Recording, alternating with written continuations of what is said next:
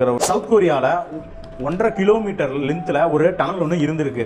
இந்த டனல் மலையை குடஞ்சி உருவாக்கியிருக்காங்க. அந்த காலத்திலேயே 1950 இருந்து 1953 வரைக்கும் இங்கே ரொம்பவே கடுமையான போர் நடந்துட்டு இருந்தது.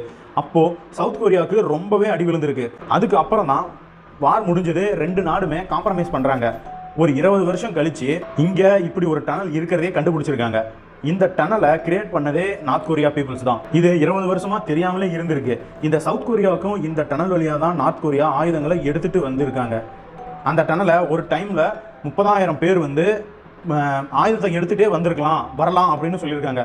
இந்த டனலை எப்படி சவுத் கொரியா கண்டுபிடிச்சிருக்காங்கன்னா 1953 போர் நடந்தப்போ சவுத் கொரியாவில் இருந்து நார்த் கொரியாவில் மாட்டிக்கிறாங்க ஒரு சோல்ஜரு.